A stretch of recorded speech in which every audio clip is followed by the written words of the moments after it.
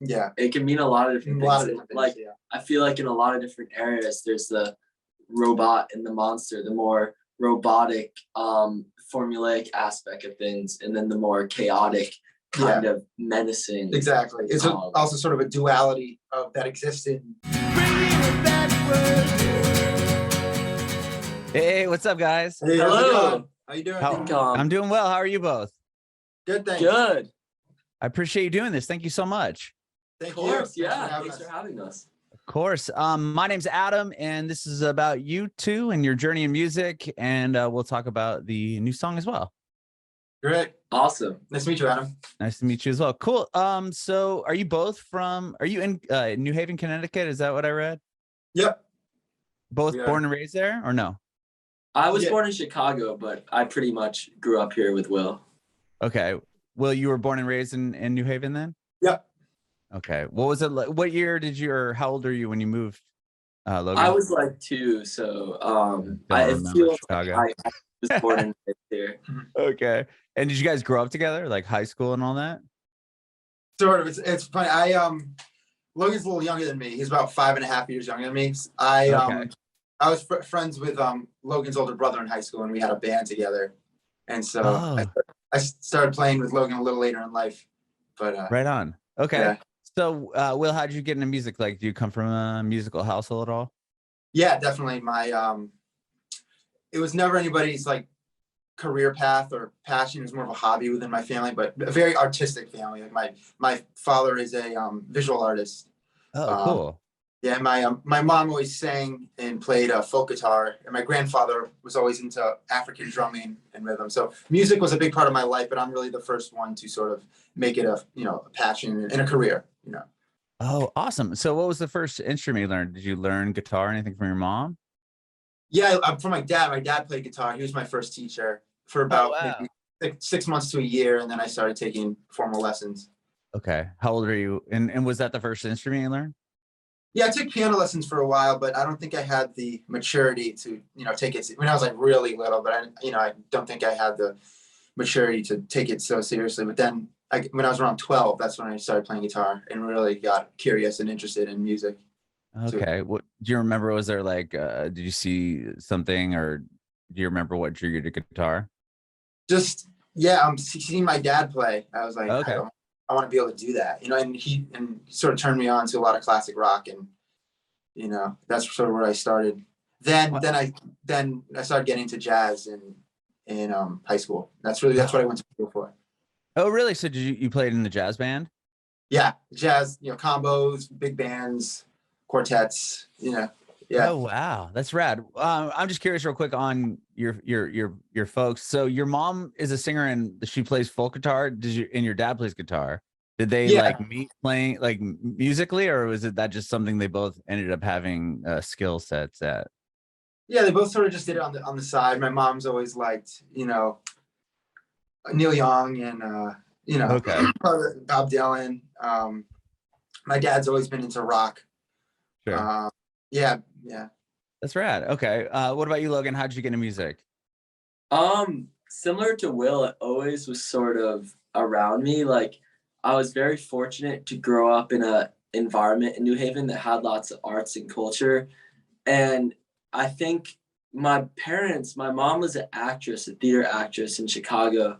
She did lots of plays and stuff. And my dad also did comedy when he was in Chicago. So I kind of had like, that's rad.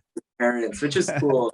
They say I grew up in a comedy house. Like, that was the most valued thing in my house. He was the funniest. So that was an interesting way to grow up. And my brother, when he was like my older brother that initially was playing with Will, got really into guitar when he was like 11 or 12. And so he got really into playing lots of gigs around the area. And so I would always go to his gigs, and he created this sort of network of musicians, including Will, that almost like this little local scene of teenagers that would play music together. And I kind of was immersed in that, and I'd go to all of his shows. And my brother was such a music fanatic that he got me into a lot of classic rock and jam bands too. He was always really into Fish and the Grateful Dead. which I That's listened funny. to a lot of, which really like sort of as a young kid, I expanded my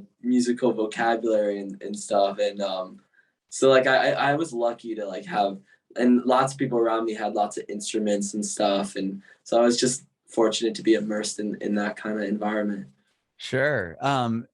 Did you ever see did your dad do like stand up? Like that's awesome that he's a comedian. Yeah, so my dad is in academia now. He's a dean of a university actually. Oh, Um, damn. but he never did it professionally per se, but he in Chicago, like there's this thing called Second City, I Oh believe. yeah, yeah. That's like a huge thing. A lot of famous people come out of Second City. Yeah, and my Like parents Growlings or yeah, just like that's Chicago's version of that, I guess. yeah, and like my parents were kind of in that like 90s like scene with like they were close with well not super close, but they're kind of in the same bubble as like Chris Farley and some of those really legendary comedians. Yeah. And Tina Fey, they're kind of, and like they kind of knew them before they really like broke into the scene and did like SNL and stuff, but that's where they sort of came from, which was cool. That's really cool. Yeah, that I know a lot of SNL adopted a lot of people out of there and Growlings, and then there's one in New York too that I'm blanking on. I don't know, but yeah, there's those pockets of comedy and improv acting that people got really, a lot of really, really famous people came out of that. Yeah, it's a cool scene. That's awesome. And your brother, does he still play? Yeah, he still plays. It's funny. My brother chose not to pursue music. He's actually in finance. He works for some bank. We're very different people, but he's a music lover. And he plays guitar. Like he's very much into jam music and a lot of classic rock. That's cool. Yeah. Did you ever play with him then? I mean, it's interesting that Will and you would end up playing together, but the three of you didn't, or did the three of you play? I don't know. We would play together sometimes. Yeah, definitely. Okay. There's a gig I had with Logan's older brother. And Logan, I was in high school at the time. Logan was like a little kid, and Logan, our drummer, was nice enough to let Logan sit in. That's my nickname. Yeah, sit in on one of the tunes. So that was really fun. Oh, that's awesome. Yeah. Was drums the first instrument for you, Logan? Yeah. First serious instrument. I actually took some piano lessons when I was a little kid, but not seriously. It's always been drums. It's what I gravitated towards, and like I was always banging on stuff. So like it was so clear to me that was my passion. That's awesome. I know growing up and not really pursuing music more than just like having fun with it, but the drummer was always the hardest person to find. I wonder if your brother must have been so stoked that his younger brother was or drummer, because then it's like he could always have somebody to jam with, right? I mean, you usually have the pick of the litter if you're the drummer as far as bands go. Yeah. Except my brother didn't always necessarily want to include me at the time because I was like 11 and he was a teenager. But Okay. yeah, it does seem like it's hard to find a good drummer a lot. Sure. Yeah. That's awesome. All right. Well, so you studied jazz guitar, or did you go to college for that as well? Yeah, I did. Wow. Okay. So you joined the high school jazz band? Like, how did that like start? Yeah, it's so in high school, actually I went kind of to two high schools, and Logan did this too for 1 year as well. I went to, like my standard public high school in New Haven, and then I went to Educational Center for the Arts. So it's like an art school that I would go to for from 1 to 4, Monday through Thursday. So that was a great experience. So that's all 4 years of high school. To get fully immersed in music theory classes and jazz ensembles.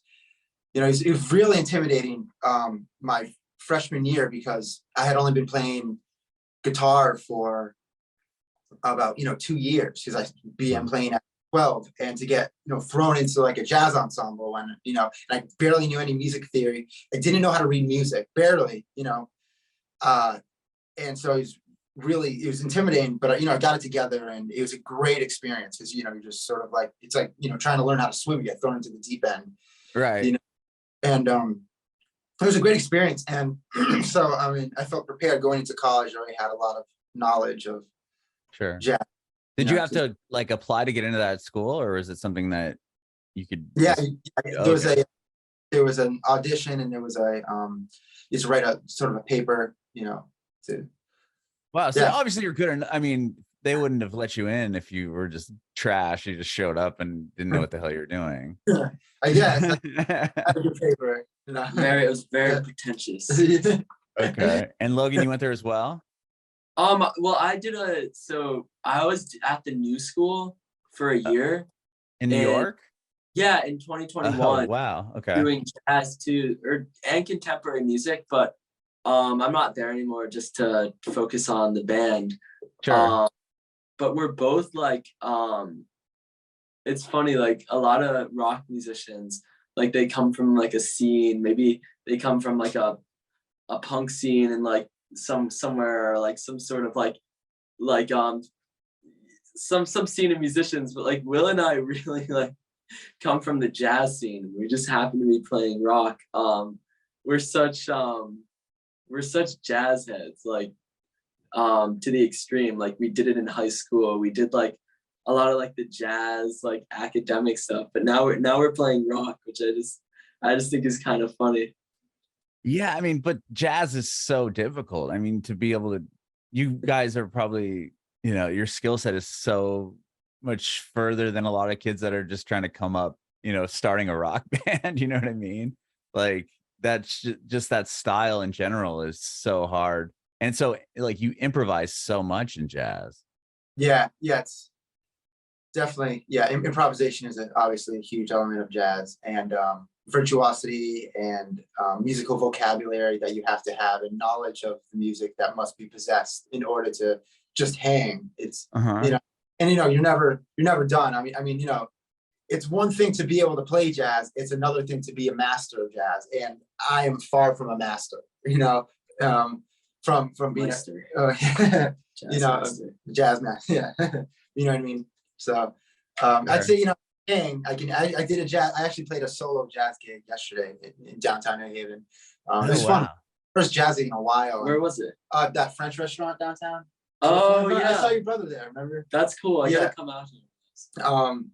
Yeah, that's a fun gig. I love that gig. But it was my first jazz gig in a while, and it was so much fun to. It's fun to play jazz. When you haven't done it in a while, it's just like, oh yeah. And not just jazz too. Like thinking that it's not just like jazz. I feel like that like informed a lot of our musical vocabulary. It's also like funk and blues too, like a lot of more older genres involving a little more technicality. We really grew up playing, and I think that really sort of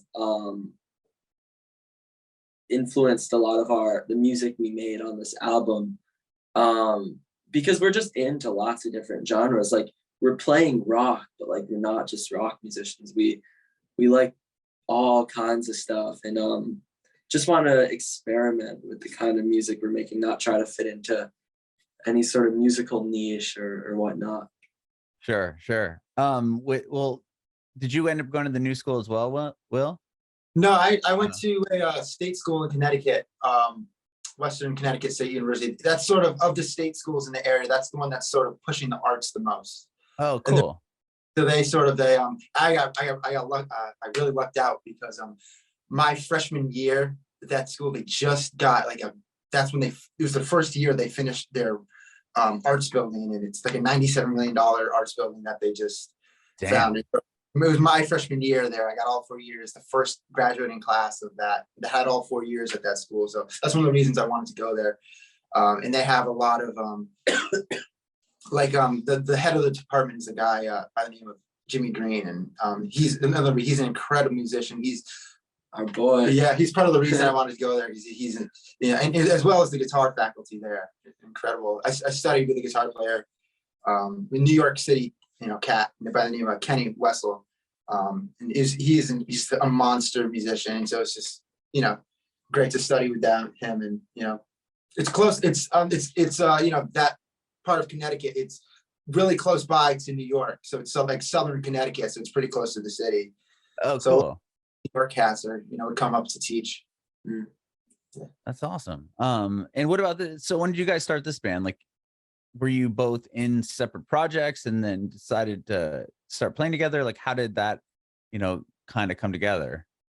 Yeah. So basically, so Will and I kind of would play together casually, just for little gigs and stuff, more jazz or funk stuff, just like little bars and stuff. But we basically started making videos together on social media in later 2020, and we didn't have any big idea or anything. We just wanted to put ourselves out there on social media, and Will had some cool riffs. So I thought, okay, let's do this duo thing and make some videos where we're just playing instrumental stuff together. So that was when Instagram introduced its new Reels feature. And Okay. it was, so I was like, oh, cool, I want to try this out and let's post some of that stuff. So to our surprise, the videos immediately got like hundreds of thousands of views. Just Will and I playing on my back patio, just like a 30-second clip of us playing a riff and fooling around. And that we started to make more of those videos, and it really became a thing. It's like, wow, we're getting a lot of exposure and attention from this duo thing. And we initially had some really cool people reach out to us. Like Skrillex was one of the first big names that discovered us, like after weeks of posting this stuff. And it really became clear to us, wow, like I think we have something together. Like, let's continue this. And then miraculously, the producer Jacquire King got in touch with us in mid-October and said he wanted to record us as a duo. And that changed everything. So basically from there, we ended up signing with him as our manager, and he basically took us under his wing and really helped sculpt us into an actual band where Will and I both sang, with Will singing lead vocals, and we sort of defined the creative process. And over the course of 6 months, we went from just sort of posting clips of us to actually, with Jacquire, turning it into an actual band. And we're at the very early phases of that still. We're brand new and have only played about 10 shows, so it's the very beginning. Yeah, and the 10 shows you've played, at least, they're massive shows. Did I read the first show you played was opening up for Stone Temple Pilots? That's correct, yeah. At the Oh my God. first show ever. Yeah. Okay, well, I'm curious, real quick, back to the video. So you're throwing up these videos just as, okay, there's reels, we're both talented, let's do these things together, and they start doing really well. Skrillex reaches out to you, and what does Skrillex say? Like, what is this? Like, is this a project, or is he just like, you guys are killing it, this is awesome? So yeah, it was really cool. He commented on one of our videos, just said fire, and then he just started messaging us and said, you guys are super cool, just like stay in touch. I want to be in one of your videos, he said at one point. It's just little things like that. Yeah, just like from other people, like a lot of other rock bands, like Fred Durst commented on That's crazy. Yeah, it's really cool. But when Jacquire reached out, that's really the opportunity that changed things, because he's Tom Waits, Kings of Leon, all the band, he worked Modest Mouse. And so then he was really, like Logan said, we sort of defined the vision together. And it was Jacquire's idea to sort of keep it just guitar and drums. And so, on our debut album, it's just guitar, drums, and vocals. That's the only thing the album features. Oh, wow. Yeah. And so no bass. Yeah, no bass. And that was Jacquire's idea. I remember he basically said to us, I like what you're doing. I think it's really cool. If you guys can, put together some songs, let's, he basically said, like, with what you're doing on Instagram, with the riffs, the dynamics, if you can. The very first question he asked us was, do either of you guys sing? Because the videos we were doing, we didn't have any vocals on it. It was just I was playing guitar, Logan was playing drums. And so he said, do either of you guys sing? I said, well, I sing. I like to sing. I don't really think of myself as a singer, but I've like in the band I was in with Henry, Logan's brother, we all kind of sang. I would sing on some songs. Logan's brother would sing on some songs. So I always sang, and I always liked to sing. I said, I sing. So he said, okay, because he was probably thinking, well, let's, if neither you guys sing, let's find a singer. Hire a singer, yeah. Yeah, but so I said I can try it, and so started writing. Logan and I started writing songs together, and I took the role of singer and sent some demos of songs to Jacquire, and he liked what he heard, so we went with that. And so we were asking him questions like, should we put bass on these demos? What if we wanted to add a little keyboard line here? And he's like, it was his idea. Well, let's keep it just a raw duo. That was really his idea. So together, with the songs we were writing and Jacquire's vision for just keeping it a raw duo, as well as more conceptual, concept-y things with the lyrics and what the name, we sort of together defined the vision for what became Robot Monster. Oh, wow. Okay. So obviously you had experience writing if you were in the band prior with Logan's brother, Henry. And so were you, like, when this guy reaches out to you, Jacquire reaches out and he's like, well, let's, do you have any songs? Like, were you guys nervous of what you were, going to turn into this guy, or like, oh yeah, tell me about that. Oh yes. Yeah. I remember we had sent him, so he basically said we had a FaceTime with him, and he says to us, he asked us about vocals and if either of us sing. He just basically said he likes what we're doing. And he said, well, try to send me just sort of like a riff idea with a vocal melody or something and some lyrics. And so we sent him sort of a song and like half a song that we recorded, just like a demo. And so we sent that to him, and he liked what he heard. And he basically says to us, okay, if you guys could get like 15 to 20 songs by Christmas. And at the time, I think it was like mid-October of 2020. Then he basically says 15 to 20 songs. If you guys can get like 15 to 20 songs by Christmas. And I just got an adrenaline rush to my body. I was like, whoa, I know. So I know how difficult that is. All the lyrics, the riff, how it is, the arrangement of the song. Oh yeah. Make good songs. Yeah, right? not just random, the actual songs. Like, here's a Grammy-winning producer. We can't just send him anything. He's asking for like 15 to 20 songs, not just any songs. And I know how hard it can be just to write songs in general. Yeah, right. So we really had to. And it was a struggle at first. We sort of, it was good because we sort of weren't afraid to fail. I think with our success in the beginning, the big thing is we left room to fail. Because, we ended up writing, I'd say, about 21 songs total. A little in like November to like January. Yeah, from like November. Wow. And a lot of the songs, we wrote probably 21 songs. Of those songs, we recorded 15, and of those 15, 8 made it to the album. And I think there's some of the really early ones, we sort of didn't know what we were yet. Are we Rage Against the Machine? Are we Metallica? We don't really know, what are our influences. Or just how heavy they go. Yeah, how heavy are we? And so we left room to fail and to experiment. And a lot of the really early songs didn't make it. And we're still figuring out who we are. We're not defined. We like a lot. Our music's very different, like in the spectrum of heaviness. So we're gonna make all kinds of music. Yeah. Yeah, definitely. and bands are out constantly evolving. At least the bands that succeed, or have longevity. It's not like if you put out the same record 3 times in a row, people would be like, okay, I'm done with these guys. You know what I mean? Like, there's nothing new and exciting here. It's just the same record over and over. Yeah, very true. Well, that's crazy. So you are pretty much put under the gun, like, hey, you have a very short time span to write a ton of songs, and then you send them to him, and then he digs what you're doing, and then do you just come to his studio and then start recording that, like, that quickly, like the beginning of 2021? Yeah, we recorded in March of 2021. And I remember he had us together. We each put together a list of 10. Okay. So we had like 21 songs together. We each put together a list of our top 10 songs. And from the 3 of our top 10 songs, we chose 15. So we were there from late March of 2021 to early April, and for about 2 weeks. For 2 weeks we recorded the 15 songs. Okay. And then at that point, is the band, like, are you solidified as Robot Monster? Because it seems like before that he just kind of asked the two of you, are you, can you write songs together? And then when he found that out, yeah, you can, he brings you in to manage you and put this record together.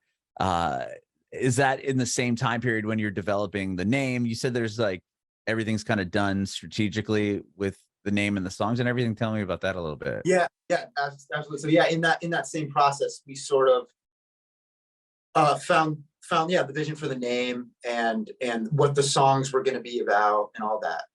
So yeah, the name sort of speaks to the fact that it's sort of a duo. So Robot Monster, it's the name of our band. So like it speaks to a couple different things, but mostly that we're a duo, and that it, like, a lot of the things we're doing on Instagram and a lot of musical elements in our music, I'll be playing a very robotic riff, very repetitive and robotic riff. That's the robot element, and Logan will be sort of going on that riff. He'll be more spontaneous, like a monster, and more got it, expressive. Because mine is very repetitive, very robotic. And I also play an electric guitar. He plays an acoustic instrument. So Robot Monster. It's we sort of thought that was a cool name and thought it's like represents the duality. Yeah, it can mean a lot of different things. Like, yeah. I feel like in a lot of different areas, there's the robot and the monster, the more robotic, formulaic aspect of things, and then the more chaotic kind of menacing. Exactly. It's also sort of a duality that exists in with the human experience in many ways. Just sort of a dichotomy of just here's robot and here's monster. Sort of like a yin and yang type thing. Yeah, I like it. And then how do you get this first show? So you had obviously been playing together enough with the Instagram reels, and then it's okay, we have some songs together, and now you're going to open up for Stone Temple Pilots. Like, what was that like? First off, how do you find out the news that you're opening up for them? That's a funny story, really. I'm not sure if you've seen online, we have some of our TikTok and Instagram videos. We have this special character, Grandpa. I've seen him. Okay. So that's our grandpa. And he, we had sort of an idea for him that we wanted to use him in a video. And then we sort of got together, sort of started filming some content with him, and he just started doing his own thing. Sort of how we sort of just wanted to spontaneously, do our own videos that we put up on Instagram. It's sort of similar how, his role in all this. We had an idea for him, and he just came in and started doing his own thing. And we're like, let's just do that. And it worked. And that really just blew up on TikTok. And so from there, Dean DeLeo of STP saw our videos and thought it was the funniest thing, got in touch with us, liked our music, and talked to management. And together with our management companies, we got together.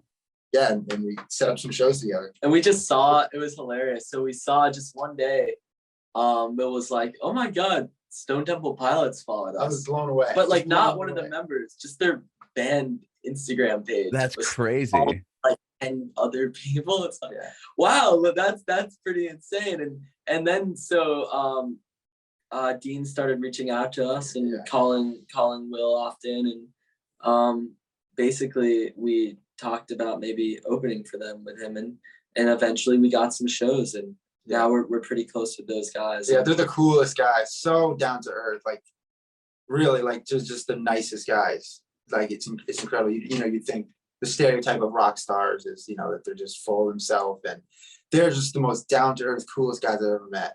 Those guys, and so grateful for them to give us that opportunity. That's amazing. Whose grandpa is it? Yours, Will, or Logan? I'm sorry. It's ours. No, it's yeah. We could say, really my grandpa. Some people think we're twins. For some reason. I don't think we look alike. I don't know. That's funny. Yeah, I didn't know maybe Logan, because you have the comedic family. Maybe he was because he's very outgoing. I mean, he's like juggling in a video, like he's kind of family too. Oh yeah, definitely. I guess It's funny. You wouldn't expect he's a PhD in psychology. You never know. Like he teaches wow. at Columbia once a week. Everything is this crazy old man. And some people comment on TikTok, right? They're like, "Is that Professor?" Yeah, G. Yeah, Like Gel. Yeah. Oh, like they know who he is. Like they take his class or something. That's crazy. That's so funny. Did he come out on stage with you guys, or was he's just a TikTok character? Yeah, so we did a tour. With the Bronx and Drug Church. The Church. Bronx, yeah.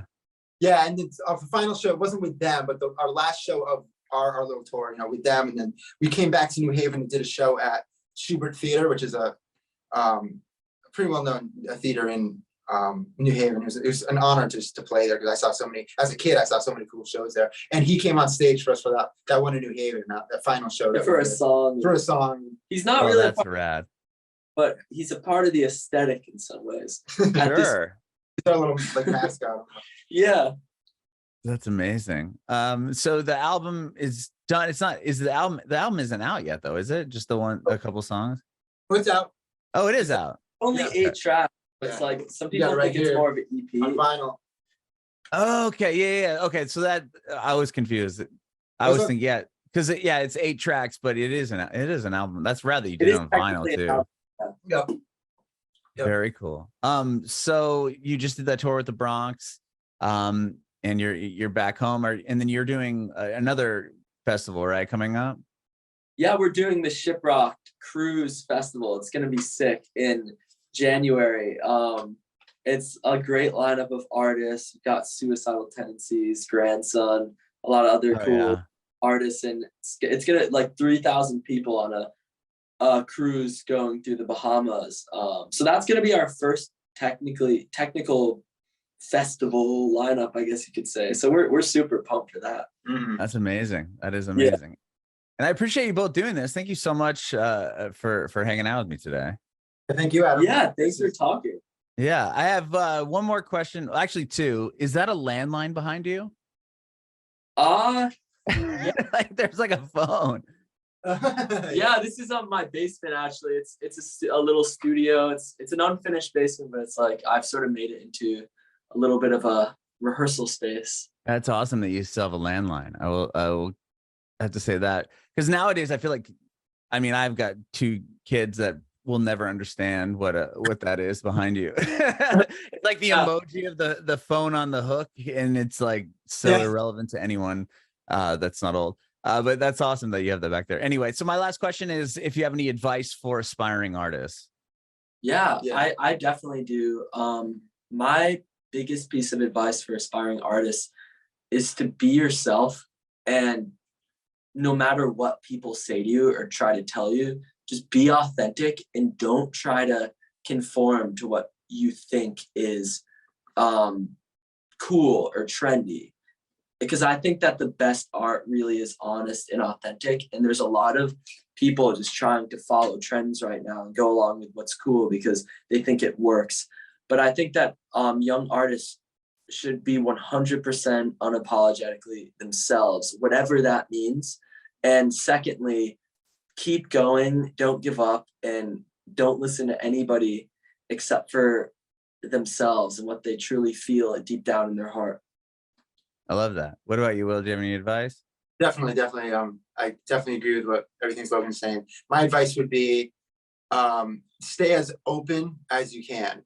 I think in many ways I've learned that from a lot of people who I really admire, and it's in many ways why they're so successful. Like, stay open to relationships with people, stay open to knowledge, stay open to experiences, stay open to all these things, because you don't know what could come from anything by keeping your options open and being as open as you can. And like in art itself, the phrase good artists borrow, best artists steal.